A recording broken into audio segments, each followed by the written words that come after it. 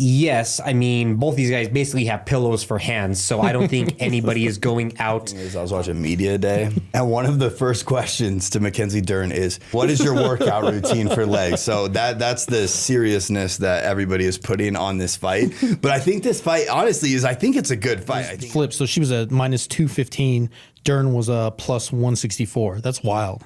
It just flipped like that. Why do you think that is? Everybody saw the countdown episode with her in it. Yeah. Everybody saw her outfits in the countdown episode and was like, I like her. I like her. No, I think you guys are crazy. I think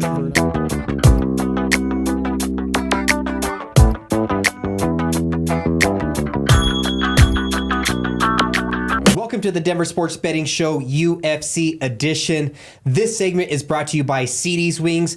Get their flavor of the month, Buffalo Gold. Get it before it's gone. As always, I got my fight squad here. Taylor, Ryan, and as always, Manny is here breaking it down. Boys, this week we got UFC 321, Aspinall versus Gane. We've been talking about it. We've been talking around it, but it's finally here, and I couldn't be more excited. What's really stuck out to you about this fight before we dive in? the man's finally going to take his throne, his rightful throne, Tom Aspinall. Okay. But there's fake title fight. This non-existent title fight over here. This man ain't done nothing to deserve this title, but somehow we're at a title fight. He retired John Jones without even fighting him. He retired him. Without even fighting is the most important thing that you have said, because he has not defended his belt. So if I hear defended, I'm going to lose my mind. But this card is loaded. It's coming to you from Abu Dhabi. Be sure to tune in early because the prelims start at 8 a.m. Main cards start at noon Mountain Standard Time. So get up early, get your coffee in, and watch this go down. I think we should start with Cousin Umar Nurmagomedov taking on Mario Bautista. I don't think Cousin Umar, he's going to be able to retain his name if he loses this one. But who you got, Taylor? Yeah, Umar is the biggest favorite on this card here, as sitting at around a minus 625. Unfortunately, it's a chalky bet, but I got Umar on this one. I think he makes up for his showing against Merab. He had a very poor showing against Merab. Almost got disowned from the Nurmagomedovs. Not invited to Thanksgiving dinner. We're going Umar decision on this. Okay. I got to go with Umar too, but Mario Bautista, I mean, he's a real fighter. Does he put up any sort of challenge to Umar? Oh, yeah, absolutely. Like, especially on the ground, he can catch Umar in something, and that's his path to victory here. And Bautista is good. Even Sean O'Malley was talking about how good Bautista is and how he thinks Umar is maybe taking this fight a little bit lighter. But I think the showing that Umar had last time and kind of gassing out with Merab, I think Khabib has probably not let Umar live that down, and his training camp has been very intensified this time around. And so I think he goes in there and gets the job done. But Bautista is good. Like, he could win here. It wouldn't be like so crazy. I think just for the script, like, that'd be cool if Bautista wins. It'd further my case of the Aussies taking over the world and everything. But I think Bautista has a chance, but a slim chance. A slim chance, but still a chance. Umar's last showing against Merab was not impressive. Word on the street is he broke his hand. I didn't see the x-ray of it, but could be a cop-out. But like you said, Khabib is not going to let this happen. He's not going to let that Nurmagomedov name get disgraced. How does Umar get it done? You said by submission.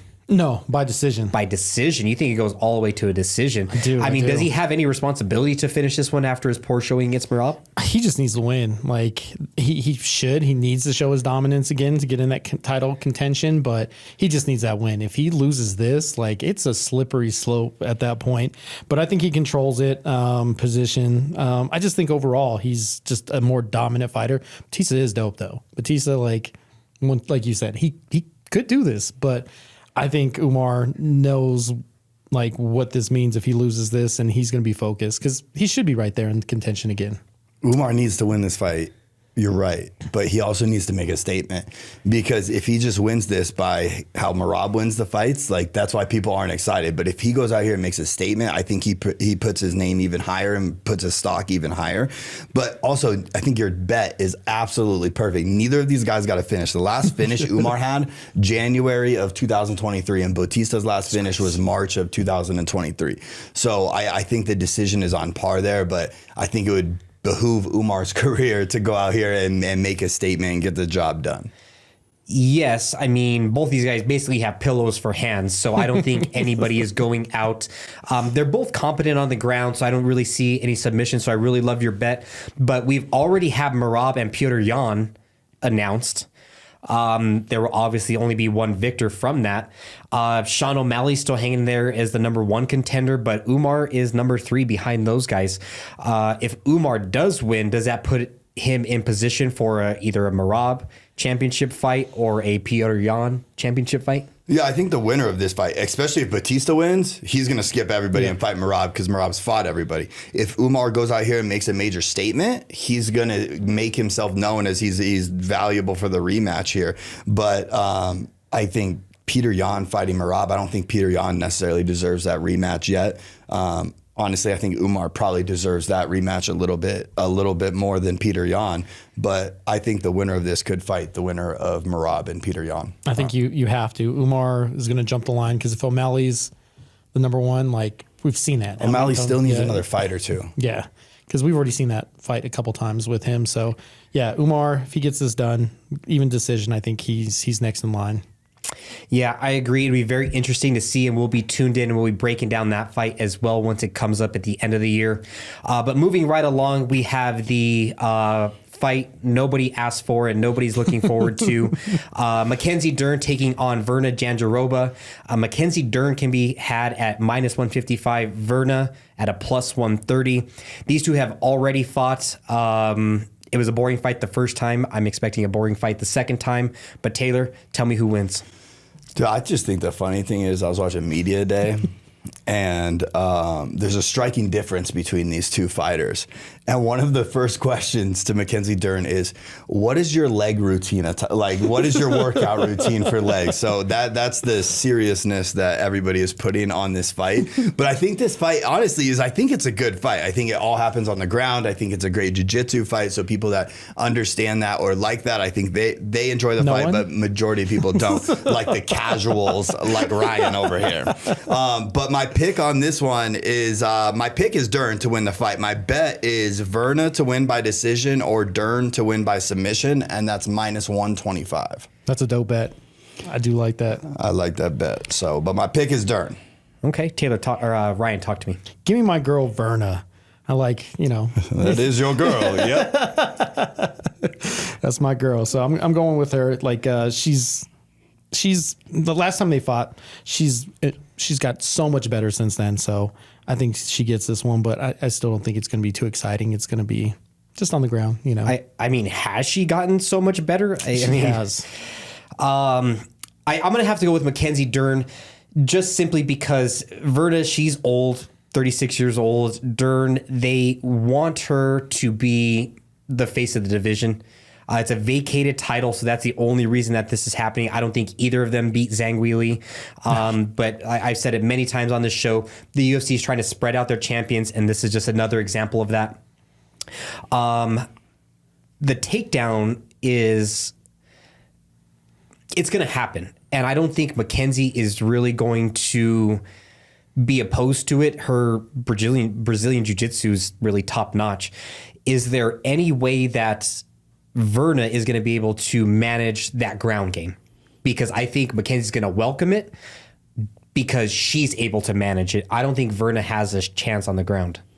So yeah, I mean, that's where this fight is so interesting, right? So Dern has a 17% takedown accuracy. You're right. She's happy on her back. She's happy playing guard. She's won multiple world championships already in Dubai, just strictly for jiu-jitsu. Where I think Virna is better is MMA wrestling and the pressure and the cage control. So she needs to live there. And I think she does have a chance in this fight for sure. But if it goes to the ground, I think Dern's superior in the Brazilian jiu-jitsu is going to be able to take advantage of Virna. If Virna Virna's able to keep the top pressure and keep it in wrestling positions and keep it dirty like that, I think that's where she has her chance to come in here and get a TKO or a ground and pound finish or something like that. But I think Dern's jiu-jitsu is just too good on the ground that Virna's going to get trapped in something.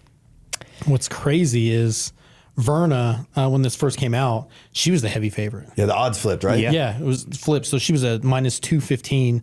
Dern was a plus 164. That's wild. It just flipped like that. Why do you think that is? Dern, like, just heavy money's been coming in on her. Everybody saw the countdown episode with her in it. Yeah. Everybody saw her outfits in the countdown episode and was like, I'm betting on her. I like her. No, I think you guys are crazy. I think Virna can... I think she can hold her own on the ground with Dern. That's why I like her. I think she gets it done. Both similar sized fighters. Yeah, it's going to be tough. But what's the biggest thing like you notice when you look at both of them? Like what would you say is the biggest? The fact that Virna, she has a very wide landscape of things. Like, you're not going to sneak up on her. You know what I mean? She has one eye that looks this way, one eye that looks this way. So she can't get really caught by those wild swinging lefts. She can see everything, almost 360 degrees. See, that's an advantage. Yes. She can see everything, but check this out. She has a negative striking differential, meaning she gets hit more than she throws punches. So, yeah, I just think exactly what you said, though. This fight goes to the ground, and on the ground, you can have your eyes closed. It don't matter on the ground, okay? It does not matter, and I think Dern gets it done there. But that bet, I really do like that bet because nice. Virna can come in here and shock the world and throw the elbows and be that heavy pressure MMA wrestling type, which I think she's better at. But, man, Dern is what the UFC wants. It's marketable. I think if it goes to decision, even though that's in the bet, it has to be dominant for Virna to get that decision because the world, I think, wants Dern to win. Yep. I couldn't agree more. But the reason that we're all here, the reason that we're all excited, the world heavyweight title is on the line. Tom Aspinall taking on Ciryl Gane. Tom Aspinall finally gets to defend his belt. He's just been sitting on it. You know, it's been pretty sitting up on the shelf, but it finally comes to fruition. The king is here. The king is here. Speaking of kings, so man, you remember back in Roman times, right? When the high class, the kings of people, set fights with the peasants and just sat back and watched, right? That's what John Jones is doing with this fight over here. Get out of here with the king over here. He's scared. He is scared, and he's taking on somebody that John Jones twisted like a pretzel. So we're going to see how this one goes. But we have a fight finish prediction, and this fight finish prediction is brought to you by CD's Wings. Be sure to get your wing order in early. These fights start early, and finish your night at CD's Wings. Taylor, tell the people how this fight finishes. The main event here finishes by Tom Aspinall by submission. You heard it here first. Ryan, talk to me.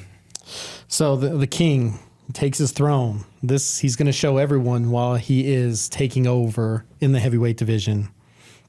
So he's just got better striking. Gone. We've seen what he can do. He shouldn't even be there, but there's nobody else really. So yeah, Tom's going to dominate, but he's going to get the KO. You think that, but there is a possibility that Ciryl Gane takes him into deep waters. Tom Aspinall has never been past really like a first round. But why is that? Any meaningful rounds. Why is that though? Because he's fought chumps. No, but in media day, it was funny. Ciryl Gane said that I'm going to take him to deep waters. So if you look back on it, every opponent that said he's going to take Tom Aspinall into deep waters has been knocked out in the first minute of the fight. So the reporter was like, how do you feel about Ciryl Gane saying that? He's like, well, I've knocked out everybody else in the first minute, so I feel great, man. I'm really happy he said that. But, man, dude, I don't know to love or hate Tom at this point, right? Because I've done a lot of stuff watching him. Obviously, he's second best, and he's a chump in defending a title he never won. But I'm trying to like the guy. And at the press conference, he's just, like, clowning the reporters when they're asking him, like, what happens if you go to round 3? He's like, I talked with my team. We decided we're going to do it different. We're going to have a boring split decision victory. I'm going to throw nothing but jabs. And he's just trying to clown on people. So I don't know, but I think he goes out here and gets it done. Ciryl Gane could catch him, though. That's the crazy thing that people are forgetting, because Ciryl Gane is getting overlooked because he fought the greatest person ever to exist inside of combat sports in Jon Jones. And that's what we remember. He has a good-ish sense, and he can strike. I think Tom Aspinall is faster, and Tom Aspinall is going to try to just follow in the footsteps of greatness and take him down and submit him like Jon Jones did. But is Aspinall a better striker than Gane? He's faster. Yeah. Well, the beauty of all this, it'll be settled on Saturday. I got to go with Aspinall too, but I do see Gane as having a path to victory. So it's not going to be a max bet by any means, because Ciryl Gane could sleep him. If Gane ends up winning this, I'm turning my phone off. Oh, I can't wait. Dude, you know Jon Jones got the tweets loaded up, ready to go. I cannot wait, dude. If Ciryl Gane loses, I'll send you a letter. I'll send you a postcard. I'll get one of those planes that fly around your house, because I will not shut up. But like I said, the beauty of all this, it'll be settled on Saturday. But be sure to get your wing order in early at CD's Wings, because these fights start early. And don't go anywhere, because we have UFC news coming up next.